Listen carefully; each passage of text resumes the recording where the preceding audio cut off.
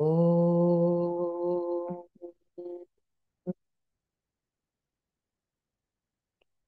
శ్రీ గురుభ్యో నమః.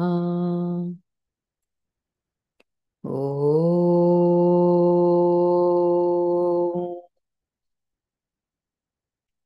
శ్రీకృష్ణ పరమాత్మనే నమః. ఓం శ్రీమాత్రే నమః. ఓం సాయిరామ్.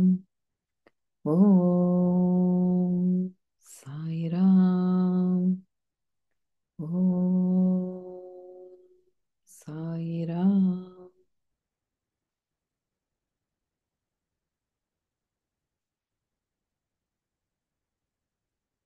అందరికీ నమస్కారం. I welcome you all to portlet love and light channel for true spiritual seeker. ఈ ఛానల్ తరపున అందరికీ హార్దిక స్వాగతం. మనం శ్రీ శ్రీ శ్రీ పరమహంస యోగానంద గారు అందించిన గాడ్ టాక్స్ విత్ అర్జున్ అది భగవద్గీతలో 4వ అధ్యాయమైన జ్ఞాన యోగంలో ఉన్నాము. ఇందులో మనం 24 శ్లోకాలు పూర్తి చేసుకుని ఈరోజు మనం 25 మరియు 26వ శ్లోకాలకి నా ఆధ్యాత్మిక అంతరార్థాన్ని తెలుసుకోబోతున్నాము. ఈ రెండు కొంచెం ఎక్స్ప్లెనేషన్ లాంగ్ గా ఇచ్చారు గురువు గారు. సో సెపరేట్ వీడియోస్ లో షేర్ చేస్తాను, సో దట్ మనం వెనక్కి వెళ్ళి మళ్ళీ రివైజ్ చేసుకోవాలని ఈజీగా ఉంటుంది. అందులో కూడా కొంచెం లోతుల్లోకి వెళ్ళి ఉపనిషత్స్లో ఉన్న సారాన్ని కొత్త మాటలు కూడా వస్తున్నాయి కాబట్టి ఇట్స్ ఈజీ. రెండు సెపరేట్ వీడియోస్ చేస్తాను. అయితే మనం పోయిన వారం 4 శ్లోకాలు తెలుసుకున్నాము. 21 నుండి 24 శ్లోకాలకి ఉన్న ఆధ్యాత్మిక అంతరార్థాన్ని తెలుసుకున్నాం. కొంచెం రీక్యాప్ ఏం చెప్పారు మనకి పరమాత్మ అని ఒక్కసారి రివైజ్ చేసుకుందాము. 21వ శ్లోకంలో నిరాశీయత చిత్తాత్మ త్యక్త సర్వ పరిగ్రహ అంటే అక్కడ ఏం చెప్పారు మనకి? నిరాశి, ఎటువంటి ఆశ లేదు, దేని మీద ఫలం మీద ఆసక్తి లేదు. యతచిత్తాత్ముడు అంటే ఇంద్రియాలు మనస్సు అన్నీ కూడా ఆత్మలో లయం చేసి ఆత్మ యొక్క నియంత్రణలో ఉన్నవాడు. అటువంటి త్యక్త సర్వ పరిగ్రహ, ఇంకా ఏంటి? తనకున్న పరిగ్రహ, అన్ని పొజిషన్స్ అన్నీ కూడా ఏదైతే ఈ వస్తు పదార్థాల రూపంలో ఉన్నాయో, అలాగే తన మనస్సులో పెట్టుకున్న బీజాలు ఏదైతే ఉన్నాయో, అహం తాలూకు ఛాయలు ఏవైతే ఉన్నాయో అన్నింటినీ కూడా త్యక్త, అన్నింటినీ కూడా వదిలిపెట్టేసిన వాడు. అలా అటువంటి వాడు శరీర ధర్మం కోసం, తన శరీర పోషణ కోసం ఏదన్నా కర్మను చేసినా సరే పాపమును పొందని వాడవుతున్నాడు. ఎందుకంటే అంతా కూడా కూటస్థుడిలో లయం చేశాడు కాబట్టి ఆ స్థితిలో ఉండి చేసే కర్మ ఏదైతే ఉంటుందో అది అసలు మనం చెయ్యవలసింది ఆ స్థితిలో ఉండే అని మనకి చెప్తున్నారు. అటువంటి వాళ్ళు ఇంకా పాపాలని పొందరు మీరు అని చెప్తున్నారు. అయితే మరి 22వ శ్లోకంలో ఏం చెప్తున్నారు? ఎదృచ్ఛ లాభ సంతుష్టో ద్వంద్వాతీతో విమత్సరః. ఇక్కడేమని చెప్తున్నారు? అప్రయత్నంగా ఎవరు? ఇప్పుడు యతచిత్తాత్ముడు, నిరాశి, ఆ సర్వ పరిగ్రహ అన్నిటిని వదిలేసిన వాడు అప్రయత్నంగా పొందిన వాటితో సంతృప్తి చెంది, ఎదృచ్ఛ దొరికింది తనకి, ఒక ముద్ద దొరికింది, దానితో వాటితో సంతృప్తి చెంది, సంతుష్టి చెంది, ద్వంద్వాలు ఏదైతే ఉన్నాయో మంచి చెడు, ఈ పెయిన్ అండ్ ప్లెజర్, ఇట్లాంటి సుఖదుఖాలు ఇవన్నీ ఏదైతే ఉన్నాయో వాటిని అధిగమించి ఎటువంటి ఈర్ష్య ద్వేషాలు, విమత్సరహ అన్నారు, ఈర్ష్య ద్వేషాలు ఇవేమీ లేకుండా ఫలము, తను చేసిన ఏదైనా కర్మ చేస్తే దానికి ఫలం సిద్ధించిందా సిద్ధించలేదా, అది ఏది జరిగినా సిద్ధించినా సిద్ధించకపోయినా సమబుద్ధి, ఇది వెరీ ఇంపార్టెంట్. సమబుద్ధి అనేది మనకి నిత్య జీవితంలో చాలా చాలా చాలా ఇంపార్టెంట్. ఆ సమబుద్ధి కలవాడు, అటువంటి వాడు కర్మ చేసినా పడడు. ఇందాకేమన్నారు? పాపాలను పొందడు అన్నారు. ఆ అతను ఇప్పుడు ఈ స్థితిలో ఉన్నాడు, ద్వంద్వాతీతుడైపోయాడు, వచ్చిన దాంతోనే సంతృష్టి చెందుతున్నాడు. ఇంకా ఏది తన్ని బాధించట్లేదు. చలి కానీ, వేడి కానీ, సుఖం కానీ, దుఃఖం కానీ ఏది కూడా తనని ఏమీ బాధించట్లేదు. ఎందుకంటే సమభావంతో ఉన్నాడు. తను ఏదన్నా చేసినా సరే, వర్క్కి వెళ్తున్నాడు, ఏదో ఒకటి చేశాడు, దాంట్లో తను అనుకున్నదే లేదు. ఎందుకంటే తను నిరాశి, ఆ ఆసక్తి లేదు ఫలం మీద. కానీ ఏది వచ్చినా సిద్ధించినా సిద్ధించకపోయినా సమదృష్టితో ఉంటున్నాడు. అటువంటి వాడు ఏ కర్మ చేసినా కర్మ చేత బంధింపబడడు. ఇక్కడే మనకి గురువు గారు తితీక్ష గురించిన వివరణ ఇచ్చారు. ఎందుకంటే మనందరికీ చెప్తున్నారు, మీరు ఈ తితీక్షను ప్రాక్టీస్ చేయండి. ఏదో ఒకటి జరుగుతూనే ఉంటాయి నిత్య జీవితంలో. మీరు కొంచెం స్థిరంగా ఉండటం నేర్చుకోండి. ఎండ్యూరెన్స్ ఉండాలి. తట్టుకోగల శక్తిని మీరు పెంపొందించుకోవాలి అని ప్రాచీన కాలంలో ఆశ్రమాల్లో ఎలా ట్రైనింగ్ ఇచ్చేవారు, చలి వేడికి తట్టుకునే శక్తి కానీ ఇవన్నీ కూడా ఆ ట్రైనింగ్ ప్రాసెస్లో ఉండేవి. మన ఇప్పుడు ఉన్న జనరేషన్కి ఏంటంటే ఆ తితీక్ష లేదు. ప్రతిదానికి చెలించిపోతున్నామని మనం ఈ శ్లోకం ద్వారా మనకి గురువు గారు చెప్పారు. ఆ తర్వాత మళ్ళీ 23వ శ్లోకంలోకి ఆ కర్మలు చేసిన కర్మలు ఆ రాహిత్యం ఎవరికి సిద్ధిస్తుంది, ఆ కర్మాతీత అవస్థ కర్మరాహిత్యం అంటే దాని గురించి చెప్తున్నారు. గత సంగస్య ముక్తస్య జ్ఞానావస్థిత చేతసః యజ్ఞ యాచరత కర్మ సమగ్రం ప్రవిలీయతే. సమగ్రం ప్రవిలీయతే అంటే ఏంటి? ఫలం మీద ఆసక్తి లేనివాడు, నిరాశి, ఎటువంటి ఆశ లేదు, ఫలం మీద ఆసక్తి లేనివాడు, రాగద్వేషాల నుండి ముక్తుడైన వాడు, ముక్తుడైన వాడు, ఆత్మ జ్ఞానమునందే మనస్సు నిలిపినవాడు. ఆత్మ జ్ఞానము అంటే కూటస్థుడిలో లయమైపోయిన వాడు, అక్కడే మనసు యతచిత్తాత్ముడు, అక్కడ మనస్సు నిలిపినవాడు, జ్ఞానావస్థిత చేతసః.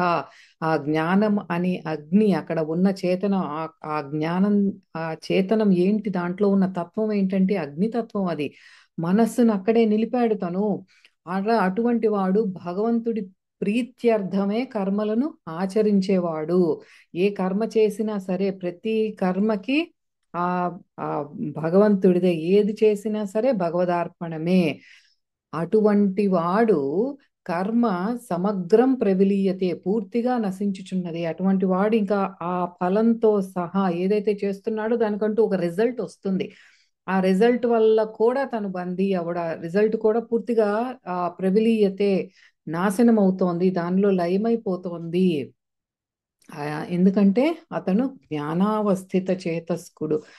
మా మనస్సు, ఇంద్రియాలు అన్నీ కూడా కూటస్థుడిలో లయమైపోయి అన్ని కర్మలు చేస్తున్నారు. ఇక్కడ ఈ శ్లోకంలోని సింబాలిక్ గా మనకి యజ్ఞ కర్మలు, బాహ్యంగా చేసే యజ్ఞ ఆ కర్మలలో మనం వాడే యజ్ఞ సామాగ్రి ఏమైతే ఉందో, నెయ్యి కానీ ఆర్జ్యం పోస్తున్నాము, ఆ నెయ్యికి, పువ్వులకి ఆ ఉన్న లోతుల్లో ఆధ్యాత్మిక అంతరార్థం ఏంటి అనేది చెప్పుకున్నాం. నెయ్యి ఏంటంటే అది ప్యూర్ మైండ్. ఆ ఆవు నెయ్యి, స్వచ్ఛమైన ఆవు నెయ్యి పోస్తున్నాము, ఆ యజ్ఞాలో వేస్తున్నాము అంటే మన ఆ స్వచ్ఛమైన మనస్సుని పరమాత్మలో లయం చేస్తున్నాము. అలాగే మనకి పువ్వులు కూడా, పువ్వులు ఏంటంటే పవిత్రమైన ప్రాణశక్తికి ప్రతీక. పవిత్రం అపవిత్రం ఉంటుందా ప్రాణశక్తికి అంటే, బహిర్ముఖంగా వెళ్ళే ప్రాణశక్తిని అపవిత్రం చేస్తున్నాం మనం. మన లోపల ఎప్పుడైతే అంతర్ముఖమై ఉందో, షట్చక్రాలలో నిలిచి ఉన్న ప్రాణశక్తి పవిత్రమైన ప్రాణశక్తి. అదే మనం అర్పించి ఆ పువ్వులకి, ఆ పుష్పాలకి ఉన్న ఆధ్యాత్మిక లోపల అంతరార్థం అది అన్నమాట. అది చెప్పుకున్నాం. అలాగే మనం ఏదైతే పూజా ద్రవ్యాలు అక్కడ అన్ని వాడే వస్తువులన్నింటికి కూడా మన పంచేంద్రియాలతో వాటికి ఉంది. కంటితో చూసేది, స్పర్శించేవి, ఇవన్నీ మనం పూజ సామాగ్రిగా వాడుతున్నాము. అది ఎప్పుడైతే అన్ని అగ్నిలో వేస్తున్నామో మనం ఈ పంచేంద్రియాలు అన్నిటినీ కూడా ప్యూరిఫై చేస్తున్నాం, అగ్నిలో వేసి ఆ భగవదార్పితం చేస్తున్నాం. అది అసలైన యజ్ఞం. అంటే బయట చేస్తున్న బాహ్య కర్మ ఏదైతే చేస్తున్నామో ఆ అగ్నిలో నేతిని వేసేటప్పుడు నా మనస్సు స్వచ్ఛమైన మనస్సుని నీకు అర్పిస్తున్నాను అన్న భావనతో చెయ్యడం ఇంపార్టెంట్. అక్కడ ఆ భావన ఇంపార్టెంట్. బయట చేసే బాహ్య కర్మలు ఆ కేవలం మెకానికల్ గా చేయకుండా ఆ స్థితిలో ఉండి చేయటం అనేది ఇంపార్టెంట్ అని చెప్తున్నారు. అయితే 24వ శ్లోకంలో ఇక్కడ నుండి మనకి ఆ యజ్ఞం గురించి, ఇంకా ఏంటి, ఎన్ని రకాల యజ్ఞాలు ఉన్నాయి, ఆ యజ్ఞం గురించి ఇంకా అనేక విధాలుగా వచ్చే 7 శ్లోకాల్లో మనకి వివరిస్తున్నారు. అది 24వ శ్లోకంలో ప్రారంభించారు. ఏమని? బ్రహ్మార్పణం బ్రహ్మ హవిహి, బ్రహ్మాగ్నౌ బ్రహ్మణాహుతం. ఇవన్నీ కూడా బ్రహ్మ అని ఏదైతే వచ్చిందో ఈ త్రిపుటి జ్ఞా ఆ, ఆ, జ్ఞాత, జ్ఞేయము, జ్ఞానము, అట్లాగే చేసేది ఆ ధ్యానించేవాడు, ధ్యానము అనే ప్రక్రియ దేన్నైతే ధ్యానిస్తున్నాడో అన్ని ఆ త్రిపుటి అంతా కూడా బ్రహ్మమే అన్న స్థితి గురించి ఈ శ్లోకంలో చెప్తున్నారు. అంటే మనం యజ్ఞంలో వేసే ఆ హోమ సామాగ్రి ఏదైతే ఉన్నదో అది బ్రహ్మమే. హోమము అనే ఆ క్రియ ఏదైతే చేస్తున్నామో అది బ్రహ్మమే. ఆ చేసే ఆ యజమాని, ఆ వ్యక్తి ఎవరైతే ఆ హోమం జరిపిస్తున్నాడో చేస్తున్నాడో అతను బ్రహ్మమే. అటువంటి భావనతో ఆ యజ్ఞాన్ని ఎవరైతే ఆచరిస్తున్నాడో అక్కడ నుండి వచ్చే ఫలం ఏదైతే ఆ యజ్ఞం చేసే ఆ కర్మ యొక్క ఫలము ఏదైతే ఉందో అది కూడా బ్రహ్మమే. సర్వం బ్రహ్మమయం జగత్. ఆ స్థితిలో ఉన్న వాళ్ళ గురించి చెప్తున్నారనమాట. సర్వం బ్రహ్మమే అని అంటే ఏకత్వ స్థితి గురించి చెప్తున్నారు. ఇక్కడ ఒక జ్ఞాని యొక్క స్థితి గురించి చెప్తున్నారు. సర్వం బ్రహ్మముగా దర్శించేవారు ఎవరు అంటే జ్ఞాని. ఇంకా దీని తర్వాత ఇంకా వివిధ రకాల యజ్ఞాల గురించి కూడా ఇట్లా చెప్పుకొస్తున్నారనమాట. అయితే మనం సాయి మేడంని ఇన్వైట్ చేసుకొని 25వ శ్లోకాన్ని పాడించుకొని దాని లోతుల్లోకి వెళ్ళి అంతరార్థాన్ని చూద్దాము. Over to you Sai madam. 4వ అధ్యాయము 25వ శ్లోకము. దైవమేవాపరే యజ్ఞం యోగినః పర్యుపాసతే బ్రహ్మాజ్ఞావపరే యజ్ఞం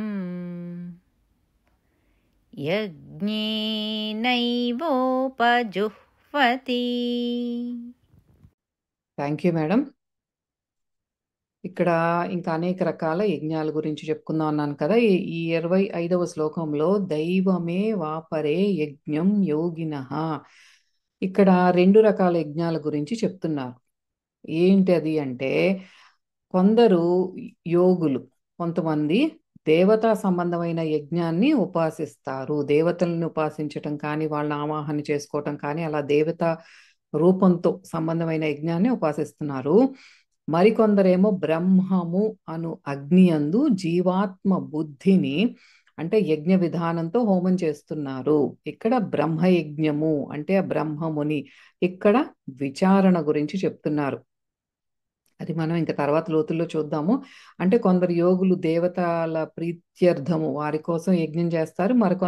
కొంతమంది ఏమో బ్రహ్మము అనే అగ్నిలో ఆ ఆ ఆ అందులో జీవాత్మని హోమం చేస్తున్నారు. అంటే ఆ పరబ్రహ్మములో ఈ జీవుణ్ణి కలిపేసే యజ్ఞం చేస్తున్నారు కొంతమంది. అలా 2 రకాల యజ్ఞాల గురించి ఇక్కడ చెప్తున్నారు. ఒకటి దేవతల ప్రీత్యర్థం, ఇంకొకటేమో బ్రహ్మయజ్ఞం, జీవుణ్ణి ఆ పరమాత్మలో లయం చేసే యజ్ఞం చేస్తున్నారు. అయితే ఇది లోతులోకి వెళ్ళి చూద్దాము. ఇక్కడ ఈ శ్లోకంలో మనకి పరమహంస యోగానంద గారు మాండుక్య ఉపనిషత్తులోని సృష్టి రహస్యాన్ని కొంత వివరించారనమాట. మనకి సృష్టి గురించిన వివరణ అనేక శ్లోకాల్లో సోఫా చెప్పుకున్నాం. మనం ఉనికి, చైతన్యము ఇవన్నీ మాటలు మనకి ఈ పాటికి నోటికి వచ్చేసినాయి. సో అందులో ఇంకొంచెం వివరణ ఉపనిషత్తులో నుంచి తీసుకొని చెప్పటం జరిగింది ఇందులో. అయితే మనకి ఉనికి చైతన్యమైంది. ఆ చైతన్యం ఏమైందంటే ఇప్పుడు ఉనికి నిశ్చల పరబ్రహ్మం ఎటువంటిది లేనిది చైతన్యంగా వచ్చింది. అంటే ఈ చైతన్యము మళ్ళీ 3 భాగాలుగా ఒక ఆ చేతనత్వమే 3 రకాలుగా డివైడ్ అయ్యి, అంటే Kajal body consciousness, astral body consciousness and physical body consciousness. Consciousness 3 రకాలుగా విభజించబడింది. ఇప్పుడు మనం ఏదైతే చెప్పుకుంటున్నామో ఇది సమిష్టి బ్రహ్మాండం లెవెల్లో చెప్పుకుంటున్నాం. మీకు సమిష్టి అంటే ఏంటంటే ఆన్ ద హోల్, అన్డివైడెడ్ అన్నమాట. దానికి ఆపోజిట్ ఏంటంటే వ్యష్టి. మనం సమిష్టి అని ఏదైతే చెప్పుకుంటున్నామో పరమాత్మ అంత ఆన్ ద హోల్ బ్రహ్మాండం లెవెల్లో అయితే, వ్యష్టి అన్నది మనం జీవాత్మ. అంటే వ్యష్టి జీవాత్మలో మనం అంటే సెపరేటెడ్ సోల్స్. ఆ పరమాత్మ ఏదైతే సమిష్టిగా ఉందో ఆన్ ద హోల్ ఒక పెద్ద బ్రహ్మాండంగా ఉందో అందులో నుండి వచ్చిన వ్యష్టి జీవాత్మలం, సెపరేటెడ్ సోల్స్ మనం అన్నమాట. మీరొకటి నేనొకటి, ఈ పువ్వులు ఈ మొక్కలు ఇవన్నీ ఒకటి, అట్లా వ్యష్టిగా ఉన్నాం మనం, సెపరేటెడ్. అయితే అంతా కలిపింది సమిష్టి అన్నమాట. అంతవరకు క్లియర్ అయితే ఇప్పుడు మనం సమిష్టి లెవెల్లో పేర్లు తెలుసుకుంటున్నాం. సమిష్టి ఆ చైతన్యము కాజల్ బాడీ కాన్షియస్నెస్ ఏమవుతుందంటే దానినే ఈశ్వర అంటున్నాము, లేకపోతే అవ్యాకృతుడు అంటున్నాము. అంటే ఆ పరమాత్మ చైతన్యము మొత్తం కారణ శరీరంగా ఉన్న ఆ పరమాత్మ చైతన్యం ఏదైతే ఉందో దానికి పెట్టబడిన పేరు ఏంటంటే ఈశ్వర. అన్నిటికీ కారణభూతమైనది ఈశ్వర, అవ్యాకృతుడు అంటున్నాము.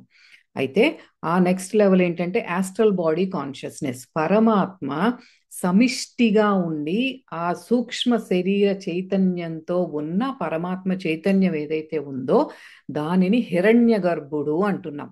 పరమాత్మ ఈ ఈ ఇన్ని రూపాలు తీసుకుంటున్నారనమాట.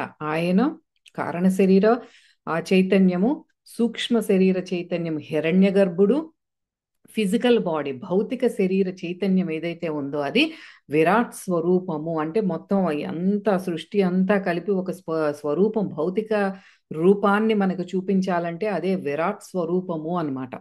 ఇలా పరమాత్మ చైతన్యము సమిష్టిగా causal body, astral body, physical body లెవెల్లో ఈశ్వరుడు, హిరణ్య గర్భుడు, విరాటుడు అంటున్నాం. తర్వాత వ్యష్టికి వచ్చేద్దాం. సెపరేటెడ్ సోల్ అంటే వ్యష్టి జీవాత్మ లెవెల్లో మైక్రోకాస్మిక్. ఇందాక చెప్పిందంతా మ్యాక్రోకాస్మిక్ లెవెల్. ఇప్పుడు మైక్రోకాస్మిక్ అంటే వ్యష్టి జీవాత్మ లెవెల్లో ఏంటి అంటే మనకి తెలుసు causal body, astral body, physical body ఉన్నాయి. ఈ కాజల్ బాడీ ఇప్పుడు వ్యష్టి జీవాత్మలో ఏమంటున్నామంటే దానికి పెట్టబడిన పేరు ప్రాజ్ఞుడు. ఆస్ట్రల్ బాడీ సూక్ష్మ శరీరముతో ఉన్న పరమాత్మ చైతన్యం వ్యష్టి జీవాత్మలో ఉన్నది ఏంటి అంటే తైజస్సుడు. తర్వాత ఫిజికల్ బాడీ లెవెల్లో ఉన్నది ఎవరు అంటే విశ్వ లేదా వైశ్వానరుడు. ఇప్పుడు 6 పేర్లు వచ్చినాయి కదా. ఈ ఈ వ్యష్టి జీవాత్మ లెవెల్లో మళ్ళీ ప్రాజ్ఞుడు కాజల్ బాడీ, తైజస్సుడు ఆస్ట్రల్ బాడీ సూక్ష్మ శరీరము, తర్వాత భౌతిక శరీరము విశ్వుడు లేదా వైశ్వానరుడు. అయితే ఈశ్వర, హిరణ్యగర్భ, విరాట్ స్వరూపం, తర్వాత ప్రాజ్ఞుడు, తైజస్సుడు, వైశ్వానరుడు. ఇలా 6 పేర్లు చెప్పుకున్నాం. అయితే ఈ 6 దేవతా శక్తులు ఇవన్నీ ఏంటి చైతన్యం అనేక రూపాలలో. మనం ఎట్లా అర్థం చేసుకోవాలంటే ఒక పెద్ద కార్పొరేట్ ఆఫీస్ అనుకుందాం. ఆ కార్పొరేట్ ఆఫీస్లో ఆ హయ్యర్ లెవెల్లో ఒక లెవెల్లోనేమో సిఇఓ, సిఎన్ఓ, సిఎఫ్ఓ ఇట్లా ఉంటారు. ఫైనాన్షియల్ డిపార్ట్మెంట్ సిఇఓ అందరికంటే ఎగ్జిక్యూటివ్ హెడ్ అట్లా. తర్వాత ఫైనాన్స్ డిపార్ట్మెంట్ ఇట్లా ఒక సమిష్టి లెవెల్లో ఒకటి ఉంది. దానికి తర్వాత మళ్ళీ ఒక శాటిలైట్ ఆఫీస్ ఒకటి ఉంది. దానికి ఒక మేనేజరు, సూపర్వైజరు, వర్క్ చేసే వాళ్ళు అట్లా ఉంటారు. అట్లాగే ఆ సమిష్టి లెవెల్లో ఉన్న పేర్లు అంటే different levels of administration department. ఈ 6 దేవతా శక్తులు 6 స్థితులను పాలిస్తున్నారు. వీళ్ళందరూ కూడా they are governing, they are controlling. వాళ్ళకున్న ఆ కాజల్ బాడీ కాన్షియస్నెస్ అంతా కంట్రోల్ చేసేది ఎవరు? ఈశ్వరుడు. అట్లా ఒక్కొక్క స్టేట్ లో మనల్ని పాలిస్తున్నారు. అయితే ఈ 6 దేవతా శక్తుల్ని గైడ్ చేసేది ఆ divine cosmic creative cosmic energy, సృజనాత్మక శక్తి రూపమైన 7వ స్వరూపం. అదే ఆది పరాశక్తి మహాప్రకృతి. ఆ మహాప్రకృతినే మనం అమ్మవారిగా ఆది పరాశక్తిగా కొలుస్తాము. అదే మనం క్రిస్టియానిటీలో చూస్తే ఆ మహాప్రకృతినే వాళ్ళు హోలీ గోస్ట్ అంటారు. ఈ మహాప్రకృతే విశ్వ చైతన్యం. ఇప్పుడు మనలో ప్రతిబింబంగా ఉంది విశ్వ చైతన్యం ఏంటంటే కూటస్థ చైతన్యం. ఈ కూటస్థ చైతన్యం యొక్క ఆ డైనామిక్ ఎక్స్ప్రెషన్ అంటే ఆ క్రియాశీల వ్యక్తీకరణ ఎలా ఎక్స్ప్రెస్ చేసుకుంటోంది. కూటస్థ చైతన్యం దగ్గర ఎటువంటి కదలిక లేదు. దానికి ఒక కదలిక రావాలంటే ఒక డైనామిక్ యాక్షన్ రూపమే ప్రకృతి. ఆ ప్రకృతి లేకుండా, ఆ యాక్షన్ లేకుండా, ఆ వైబ్రేషన్ లేకుండా అసలు ఈ స్థూల రూపమే ఫామ్ అవ్వదు. మన బాడీలో ఆర్గన్స్ ఫామ్ అవ్వవు, ప్రాణశక్తి ప్రవాహం ఉండదు. ఆ చైతన్యం అలా కదలిక లేకుండా ఉన్నప్పుడు ఆ డైనమిక్ ఎక్స్ప్రెషనే ఈ క్రియాశీల వ్యక్తీకరణే ఈ మహాప్రకృతి అంటే. అక్కడి నుండే అన్ని అవయవాలు రావటం కానీ మన భౌతిక రూపం రావటం కానీ జరిగింది. అయితే ఈ 7 దేవతామూర్తులు కూడా మనం భగవంతుని సింహాసనాన్ని చేరుకోవడానికి మనకు ముందున్న మెట్లు లాంటి వాళ్ళు అన్నమాట. ఇప్పుడు మనకు అంతకు ముందు కూడా చెప్పుకున్నాం, ప్రైమ్ మినిస్టర్ని కలవాలి అంటే ముందు ఎవరినైనా దాటుకుని వెళ్ళాలి. అలాంటి ఆ దాటుకోవలసిన ఏజెంట్స్ అన్నమాట ఈ 7గురు పేర్లు ఇప్పుడు మనం ఏదైతే చెప్పుకున్నామో. అయితే పరమాత్మ తనను తాను ఈ 7 స్వరూపాల్లో ఆయనే సృష్టించుకున్నారు. అదే మనం అర్థం చేసుకోవాలి. వీళ్ళెవరు వేరు కాదు. ఆ ఒక్క చైతన్యమే తనను తాను ఇన్ని రూపాలుగా వ్యక్తీకరించుకుంది. ఎందుకంటే మళ్ళీ అన్ని అడ్మినిస్ట్రేషన్ చేయాలి కదా, ఎక్కడికక్కడ మళ్ళీ ఒక ఊరిలో చూసుకోవాలి, ఒక ఊరిలో ఒక కుటుంబం ఉంది, కుటుంబాన్ని చూసుకోవాలి. అట్లా ఒక్కొక్క లెవెల్లోనూ ఒక్కొక్క హెడ్ అడ్మినిస్ట్రేషన్ పెట్టారనమాట. ఆ ఒక్కొక్క స్వరూపానికి ఒక్కొక్క పర్సనాలిటీ ఇచ్చారు, చేయాల్సిన జాబ్ ఇచ్చారు. ఇప్పుడు ఒక్కొక్క రూపానికి వాళ్ళకి చేయవలసింది ఉంది. యాస్ట్రల్ బాడీ కాన్షియస్నెస్ తో ఇప్పుడు హిరణ్య గర్భుడు ఉన్నాడు అంటే ఆ సమిష్టి లెవెల్లో మొత్తం అందరినీ ఆ ఆస్ట్రల్ బాడీని గవర్న్ చేయాల్సింది హిరణ్య గర్భుడు. అట్లా అట్లా వాళ్ళ ఎవరి జాబ్ వాళ్ళు నిర్వర్తిస్తున్నారు.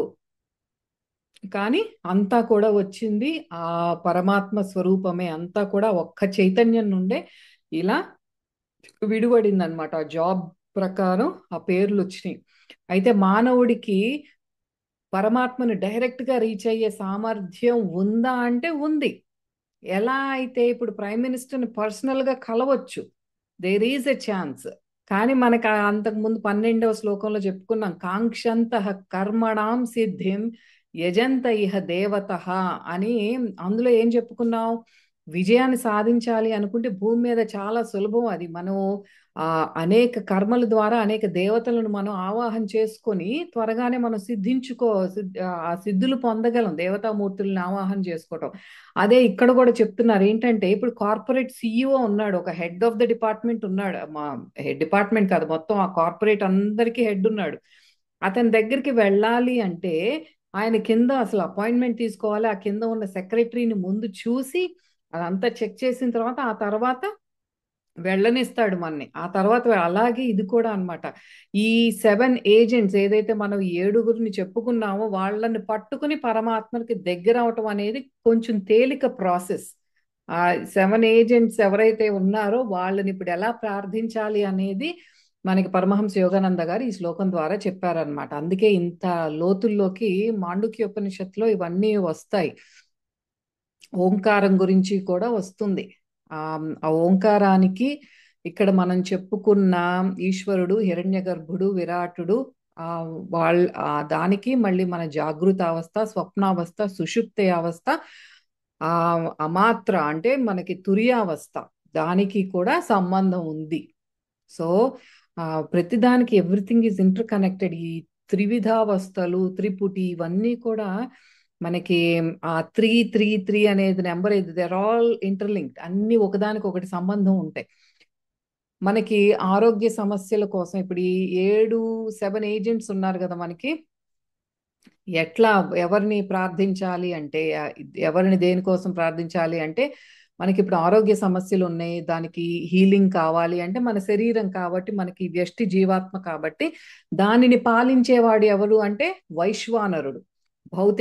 భౌతిక దేహం లెవెల్లో ఎవరైతే ఇది కంట్రోల్ చేస్తున్నాడు అంటే వైశ్వానరుడు. సో ఆయన్ని పూజించాలి. నాకు సరైన ఆరోగ్యం ప్రసాదించు, నాలో నువ్వు సరి అయిన ఆరోగ్యంగా ప్రకటించుకో అని ప్రార్థించుకో. తర్వాత ఏంటి, ప్రాణశక్తి.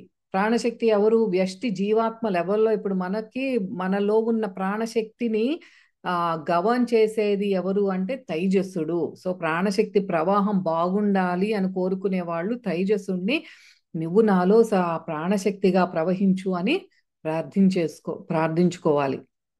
తర్వాత జ్ఞానం కావాలి, నాకు జ్ఞానం కోసం, నాకు సరైన అవగాహన కోసం ఎవరిని ప్రార్థించాలి అంటే ప్రాజ్ఞుడు.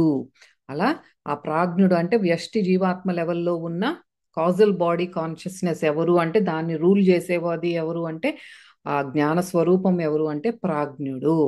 ఈ సమస్త సృష్టి యొక్క భౌతిక రూపము, దాని అవగాహన నాకు కావాలి. నాకు ఇప్పుడు ఈ బాడీ కాదు, నాకు ఆ సమిష్టి అసలు సృష్టిలో ఏం జరుగుతోందో నాకు తెలియాలి, దాని భౌతిక రూపం నేను తెలుసుకోవాలి అంటే విరాటుణ్ణి ప్రార్థించాలి. ఈ విశ్వంలో భగవంతుణ్ణి ప్రాణశక్తిగా చూసేవాళ్ళు అంటే హిరణ్య గర్భుణ్ణి విశ్వకాంతిగా నాలో నువ్వు ప్రకాశించు అని వేడుకోవాలి. హిరణ్య గర్భుణ్ణి అడగాలన్నమాట. మొత్తం అంతా కూడా ప్రాణశక్తి ఆ నాలో నుండి విశ్వకాంతి నాలో ప్రవహించాలి అంటే, అలా ప్రకాశించాలి అంటే హిరణ్య గర్భుణ్ణి నువ్వు వేడుకోవాలి. తర్వాత ఈ సమస్త విశ్వానికి కూడా కారణభూతమైనది తెలుసుకోవాలి నేను అనుకునే వాళ్ళు ఈశ్వరా, ఆయన్ని ప్రార్థించాలి. ఓ ఈశ్వరుడా, నాలో నీ సర్వవ్యాపకత్వాన్ని తెలుసుకునే జ్ఞానాన్ని ప్రసాదించు తండ్రి. నువ్వు ఎట్లా అయితే నువ్వు సర్వత్రా అన్ని చోట్ల నువ్వే ఉన్నావు అన్న అవగాహన, ఆ జ్ఞానం నాకు కావాలి తండ్రి అని ఈశ్వరుణ్ణి ప్రార్థించాలి. అలా ఒక్కొక్కళ్ళని ఒక్కొక్క దానికి వాళ్ళ రూల్ చేస్తున్నారు కాబట్టి మనం మనం ఒక ఫైనాన్స్ వాళ్ళ దగ్గరికి వెళ్ళి ఆ హోమ్ డిపార్ట్మెంట్ పోలీసుల గురించి మాట్లాడలేం కదా. అట్లాగే ఎవరి డిపార్ట్మెంట్ వాళ్ళది, వాళ్ళకి తగ్గట్టే మనం ఆ ప్రార్థన వాళ్ళకి తగ్గట్టు ఉండాలి అన్నమాట వాళ్ళని. సో అప్పుడు వాళ్ళని ఆవాహన చేసుకోవటం, వాళ్ళ నుండి మనం ఆ ఆ సిద్ధి పొందటం అనేది జరుగుతుంది. అలాగే మాయ నుండి నేను బయటపడాలి అనుకునేవారు మహాప్రకృతి అమ్మవారిని పూజ చేయాలి.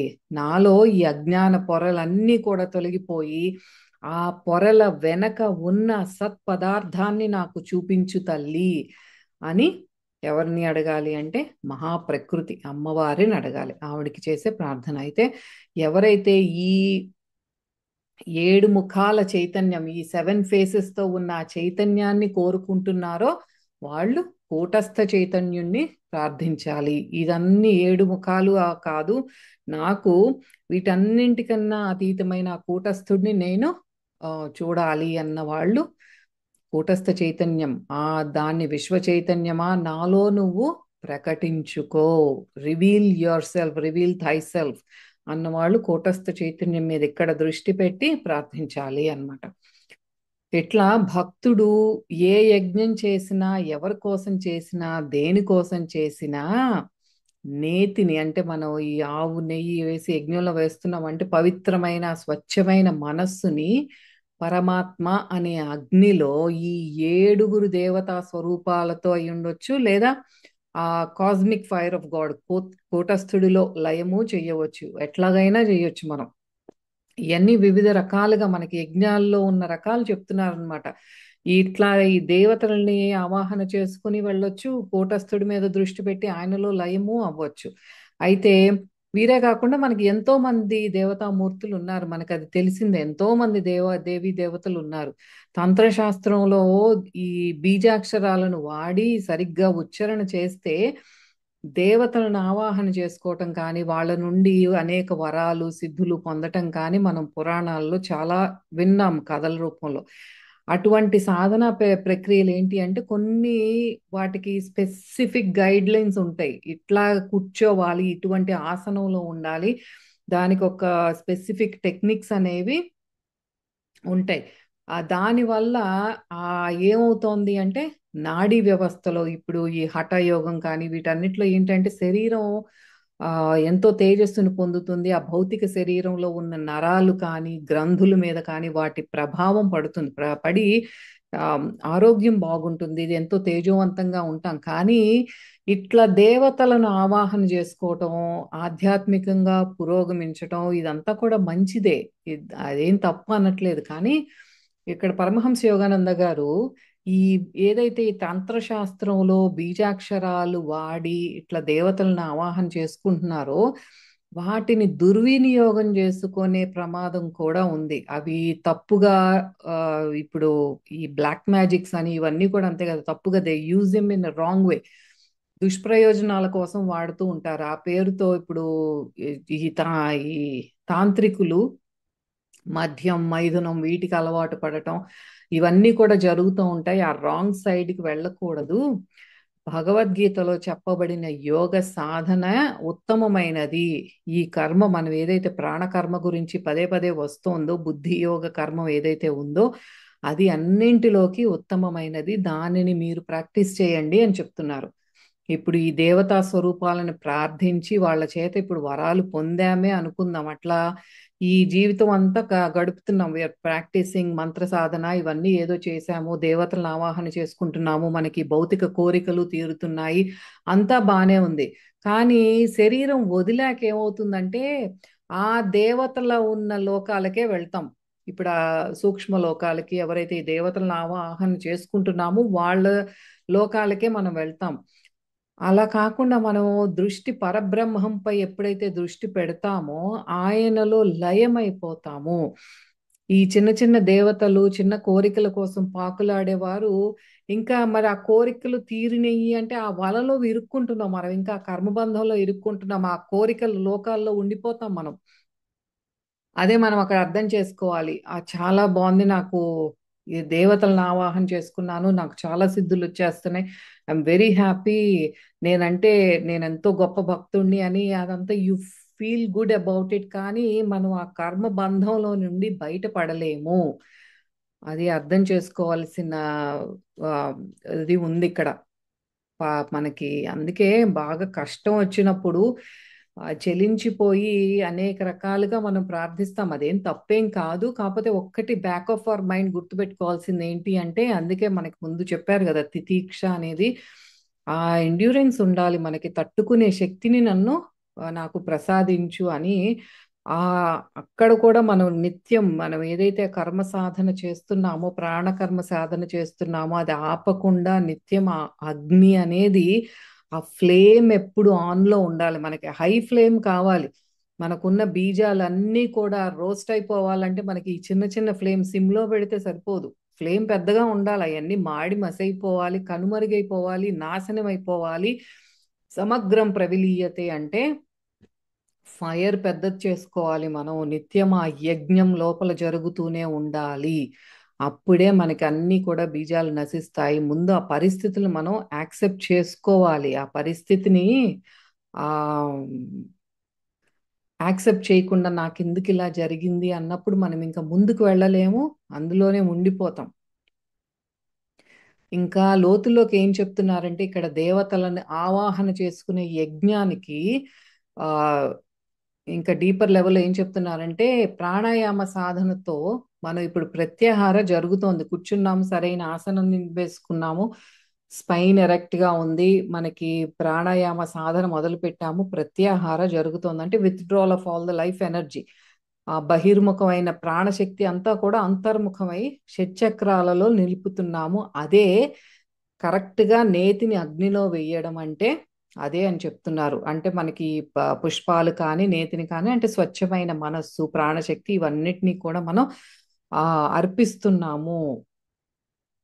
అయితే సెకండ్ లైన్ లో ఏమన్నారు, బ్రహ్మాజ్ఞావపరే యజ్ఞం. ఇక్కడ మనం బ్రహ్మాజ్ఞావపరే అంటే మనకి బ్రహ్మజ్ఞానుల గురించి చెప్తున్నారు. ఇక్కడ జ్ఞానులు వీరు బ్రహ్మము అనే అగ్నిలో ఏం చేస్తున్నారు, వాళ్ళకు ఉన్నదంతా పరబ్రహ్మమే, దృష్టి అంతా కూడా పరబ్రహ్మం మీదే ఉంది. ఆ బ్రహ్మము అనే అగ్నిలో తన అహాన్ని, ద సూడో సెల్ఫ్, అహం ఏదైతే ఉందో మనలో, దానిని ఆహుతి చేస్తున్నారు అని చెప్తున్నారు. ఇది ఆ రెండవ లైన్కు ఉన్న మనకి ఆధ్యాత్మిక అంతరార్థం అన్నమాట. బ్రహ్మము అనే అగ్నిలో నా అహాన్ని నేను ఆర్జ్యంగా దానిలో ఆహుతి చేసేస్తున్నాను. ఇది మనకి ఇది 24వ శ్లోకంలో ఏంటంటే, అన్నింటినీ పరబ్రహ్మంగా చూసేవారు అన్నారు కదా, కానీ వాళ్ళకి ఇది భిన్నమైంది. వీరిలో ఇంకా సెల్ఫ్ రియలైజేషన్, ఆత్మ సాక్షాత్కారం ఇంకా పొందలేదు వీళ్ళు. అంత బ్రహ్మముగా వీళ్ళు ఇంకా చూడలేకపోతున్నారు. ఆ ప్రాసెస్ లో ఉన్నారనమాట. They are not in the state, ఏకత్వ స్థితిలో ఇంకా లేరు. కానీ వాళ్ళని ఆ ఆ బ్రహ్మము అనే అగ్నిలో వారి అహాన్ని ఆ అందులో ఆహుతి చేస్తున్నారు. అదే తేడా అన్నమాట. అట్లా మొత్తం పూర్తిగా లయమైన తర్వాత అప్పుడు మనకి సర్వం బ్రహ్మమయంగా కనిపిస్తుంది. జ్ఞాన యోగి తన జ్ఞానంతోనే పరబ్రహ్మంతో లయమైపోతాడు. ఇదే మనకి రమణ మహర్షి వారు చెప్పిన నేనెవరు విచారణ అన్నమాట. ఆ జ్ఞానంతోనే ఆ దాంట్లో అంతా కూడా లయమైపోతారు. ఎందుకంటే వాళ్ళు ఎప్పుడు ఇంకా ఆత్మస్థితిలో నేనెవరు అన్న విచారణ చేస్తూ చేస్తూ చేస్తూ ఇది ఈ బాడీతో చేసే ప్రతి పని కూడా ఆత్మగా వీక్షిస్తారు. కానీ దాంట్లోకి అంత ఆ బాడీ కాన్షియస్నెస్ లోకి రారు. ఎందుకంటే వాళ్ళంతా ఉన్నది ఆత్మ దగ్గరే స్థిరంగా ఉండి ఇదంతా కూడా చూస్తున్నారు. అదే ఆ జ్ఞానంతో కూడా మనం గొప్ప గొప్ప దివ్యాత్మలు శంకరులు కానీ, మనకి జ్ఞానావతార్ శ్రీ యుక్తేశ్వరగిరి మహారాజు కానీ, వీరందరినీ కూడా మనం ఆవాహన చేసుకోవచ్చు. అట్లాగే చాలా మంది మహనీయులు అమ్మవారిని ఉపాసన చేసేవారు, ఇప్పుడు రామకృష్ణ పరమహంస ఉన్నారు. మనకి దేశంలో ఎంతో మంది పురోహితులు ఉన్నారు. ఎన్నో మనకి కొన్ని వేల లక్షల గుడిలు ఉన్నాయి. ప్రతి గుడికి మరి పూజారి పురోహితులు అందరూ ఉన్నారు. ఎంతమంది అందులో రామకృష్ణ పరమహంసలు ఉన్నారు అంటే ఒక్కసారి మనం క్వశ్చన్ చేసుకోవాలి. ఆయన ఏ స్థితిలో ఉండి అమ్మవారికి రోజు నిత్యం ఆ ఒక ఆ పౌరోహిత్యాన్ని ఏదైతే ఒక పూజారిలాగా చేయవలసిన ఆ విధానాన్ని అంతా కూడా ఏ స్థితిలో ఉండి చేశారు అనేది ఇప్పుడు మరి అంతమందికి ఆయన మార్గదర్శకంగా మారారు అంటే మరి అందరు పురోహితులు అలా లేరే. అదే మనం తెలుసుకోవాల్సింది. అది అట్లా దేవతని ఆవాహన చేసుకుని ఆ, రామకృష్ణ పరమహంస అయి ఉండొచ్చు, శ్రీ అరబిందో ఆయన రాసిన ది మదర్ అనే బుక్ కూడా చాలా బాగుంటది. అట్లా వాళ్ళు ఎలా ఊహించుకున్నారో అమ్మని అట్లా వాళ్ళకి కనిపించేవారు. అట్లాగే వాళ్ళకి దర్శనం ఇచ్చేవారు. ఇక్కడ పరమహంస యోగానంద గారు కాళికాదేవి గురించి దుర్గామాత గురించి చెప్తున్నారనమాట. కాళికాదేవి ఇప్పుడు ఈ ఆవిడికి 4 చేతులు కనిపిస్తాయి బొమ్మలో. ఆ శివుడి ఛాతి మీద ఆవిడ నుంచున్నట్టు ఉంటుంది. అంటే ఏంటంటే ఆ 4 చేతులకి ఏంటి, దానికి ఆ ప్రతీక ఏంటి అంటే శ్రేయస్సు. అంటే మన సమృద్ధి, శ్రేయస్సు, సంపదకి ఒక చెయ్యి, తర్వాత రక్షణకి ఒక చెయ్యి, మూడవది క్రమశిక్షణ డిసిప్లిన్, ఆ నాలుగవది ఏంటంటే మనకి జ్ఞాన భిక్ష పెట్టడానికి ఒకటి ప్రతీక. ఈ 4 చేతులు అన్నమాట. ఒకటి ఒకటి ప్రాస్పెరిటీ, సంపద, రక్షణ, క్రమశిక్షణ, జ్ఞాన భిక్ష పెట్టడానికి ఆ అమ్మవారి కాళికాదేవి 4 చేతులు అది ప్రతీక అన్నమాట. అంటే వెనక ఉండి నడిపిస్తున్నది చైతన్యము, ఈశ్వరుడు అని చెప్పటానికి ఆ కాళికాదేవికి ఉన్న రూపానికి ఉన్న ప్రతీక అది. దుర్గామాతకు వచ్చేపాటికి 10 చేతులు కనిపిస్తాయి. అదేంటి అంటే మన పంచ జ్ఞానేంద్రియాలు, పంచ కర్మేంద్రియాలకు ప్రతీక 10 చేతులు. తన చేతిలో ఉండే ఒక రాక్షసుడి తల ఉంటుంది, అది అజ్ఞానానికి ప్రతీక అన్నమాట. అమ్మవారి దగ్గర కూడా మరి పరమశివుడు ఉంటారు. అంటే ఆ చైతన్యం నుండే తను వచ్చింది అని చెప్పటానికి. ఆమె చుట్టూతా మళ్ళీ కొన్ని అది పిక్చర్స్ లో చూస్తే మనకి సరస్వతీదేవి, లక్ష్మీదేవి, విఘ్నేశ్వరుడు, కార్తికేయుడు కనిపిస్తారు. అంటే వీళ్ళకి కూడా ప్రతీక ఏంటి అంటే సరస్వతీదేవి జ్ఞానానికి ప్రతీక, లక్ష్మీదేవి సమృద్ధికి, శ్రేయస్సుకి, సంపదకి ప్రతీక, గణేశుడేమో మనలో ఉన్న విజయానికి ప్రతీక, అలాగే కార్తికేయుడు సుబ్రహ్మణ్య స్వామి శక్తికి ప్రతీక. He represents the power. So ఇట్లా ఒక్కొక్క దేవతా శక్తికి వాళ్ళకి ఆ ఆ రూపానికి కూడా ఒక అర్థం ఉంటుంది. ఇంద్రియాలను మనం అదుపులో ఉంచుకుని అజ్ఞానము అనే రాక్షసుణ్ణి మనం సంహరించినప్పుడు మానవుడికి అనేక రకాల మాయా పొరలు అనేవి మనకి తెలుస్తాయి. మన పొరలు మనకే అవగతం అవుతాయి. అంటే ప్రకృతి యొక్క స్వరూపం మనకి తెలుస్తుంది అనమాట. ఏంటి ఆ మహాప్రకృతి ఆది పరాశక్తి యొక్క స్వరూపం, మాయా స్వరూపం, అజ్ఞాన పొరలు అన్నీ కూడా మనం వీక్షించగలుగుతాము. మనలో ఉన్న అజ్ఞానం మనకు తెలుస్తుంది. ఓ వీటికా నేను ఇంతవరకు రియాక్ట్ అయ్యింది, ఇది నాలో ఉన్న అజ్ఞానపు పొర కదా అని ఒక్కొక్క లేయర్ని పీల్ చేసుకుంటూ వెళ్తాం. అలాగే మనకి ఈ పంచకోశాలు మాయా పొరలు ఉన్నాయి. ఆ మాయా పొరలన్నీ దాటగలుగుతాము ఎప్పుడు ఆ మహాప్రకృతి యొక్క మాయా స్వరూపం మనం అలా వీక్షించగలిగినప్పుడు. అప్పుడే తెలుస్తుంది మనకి సినిమాలో విలన్ అయినా తన పాత్ర మీదే దృష్టి పెట్టాలి, మన రోల్ ఏదైనా సరే. ఆ నెగిటివ్ క్వాలిటీస్ కూడా ఏంటి అంటే మనలో ఆ దివ్యత్వంలోని మాధుర్యాన్ని మనకు చూపించడానికే నెగిటివ్ క్వాలిటీస్ కూడా వస్తాయి. మనలో కూడా ఒక విలన్ ఉంటాడు. ఎప్పుడైతే మనం నకారాత్మకంగా గట్టి గట్టిగా అరవటం, యాంగర్ చూపించటం, మనలో ఈ జుగుప్స ఇవన్నీ చూపిస్తున్నాం అంటే మనలో ఒక విలన్ అన్నమాట.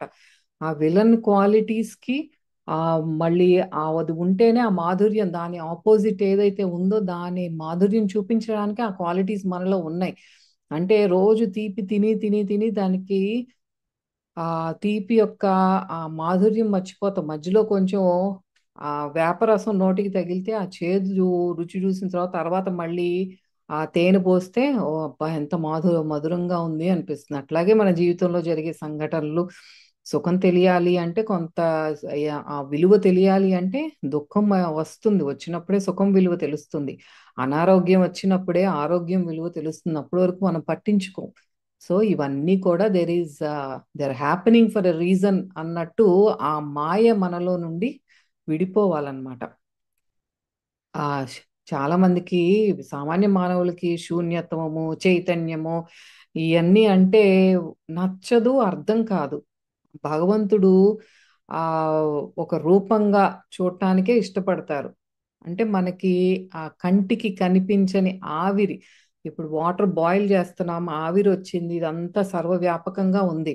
ఇప్పుడు ఆ ఆవిరినే మళ్ళీ ఆ వేడి తగ్గించాము, కొద్దిగా చలికి ఆ ఎక్స్పోజ్ అయినప్పుడు ఏమవుతుందంటే ఆ ఆవిరే మళ్ళీ ఘనీభవించి ఐసుగడ్డగా మారుతుంది. అట్లాగే భక్తితో ఆ కనిపించని దేవుణ్ణి రూపంతో చూడొచ్చు. అదే మనకి ఆ భక్తి మార్గములో ఉన్న విశిష్టత అదనమాట. భక్తితో భగవంతుణ్ణి మనం ఆ ఆయన్ని ఆ రూపంగా దర్శించవచ్చు.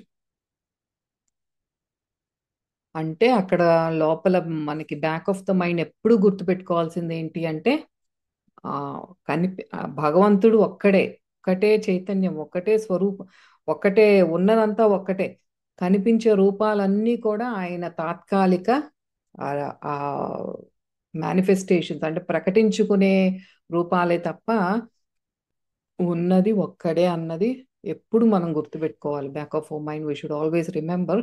అండ్ ఇక్కడ ఒక్కటి నేను ఆ ఓం గురించి కూడా కొద్దిగా షేర్ చేస్తాను. ఒక చిన్న నథింగ్ మచ్, ఒక ఒక పిక్చర్ అంతే.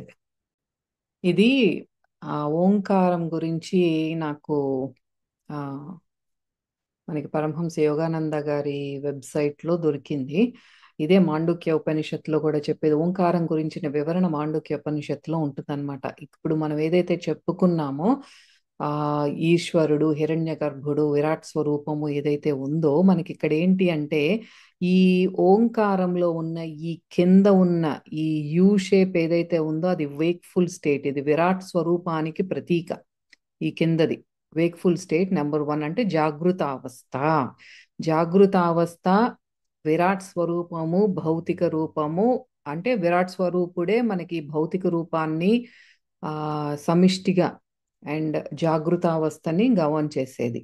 తర్వాత ఇది నంబర్ తప్పిచ్చినట్టు నాకు అనిపించింది. ఈ స్వప్నావస్థ, ఇక్కడ ఈ ఓంకారంలో ఉన్న ఇది ఏదైతే ఉందో ఇది ఇది స్వప్నావస్థకి ప్రతీక. ఈ స్వప్నావస్థకి గవర్న్ చేసేది హిరణ్య గర్భుడు. ఇది నెక్స్ట్ వచ్చేసి థర్డ్ స్టేజ్ ఈ పైన ఉన్న ఈ యూ షేప్ ఏదైతే ఉందో డీప్ స్లీప్ అని సుషుప్తి అవస్థ. ఆ సుషుప్తి అవస్థకి ప్రతీకే మనకి సమిష్టిగా చూస్తే ఈశ్వర. అది మన సుషుప్తి అవస్థకి ప్రతీక. ఇది ఓంకారంలో ఇది. ఇంకా ఫైనల్ స్టేట్ ఈ అవస్థలన్నింటికీ అతీతంగా ఇక్కడ సెపరేట్ గా ఉంది చూసారా, కనెక్షన్ లేదు. ఈ త్రివిధావస్థలు ఒకదానికొకటి కనెక్టెడ్ గా ఉన్నాయి, కానీ దీనికి అతీతంగా ఉన్నది తురియావస్థ, అమాత్ర అంటారు దాంట్లో. ఇప్పుడు ఓంకారాన్ని చెప్పాలంటే సైలెన్స్. అందుకే ఇక్కడ ఏ ప్లస్ యు ప్లస్ ఇక్కడ మళ్ళీ ఓంగా చెప్పుకోవాలి అంటే ఈ జాగృత అవస్థే ఆ అకారం ఏ, అకారము ఈ స్వప్నావస్థ ఉకారము, ఈ డీప్ స్టేట్ సుషుప్తి మకారము. ఇక్కడ తురియావస్థకు వచ్చేపాటికి అమాత్ర అంటారు, అంటే సైలెన్స్. ఇంకా దేర్ ఇస్ నో సౌండ్. ఆ సైలెన్స్ ని అమాత్ర, అదే తురియా స్థితి. ఈ త్రివిధావస్థలకి అతీతమైన స్థితి, that is the absolute consciousness అన్నమాట. అదే నేను షేర్ చేద్దాం అనుకున్నాను. సో మరి వచ్చే నెక్స్ట్ వీడియోలో మనం 26వ శ్లోకానికి ఉన్న ఆధ్యాత్మిక అంతరార్థాన్ని తెలుసుకుందాము. See you all in the next video. Srikrishna అర్పణమస్తు.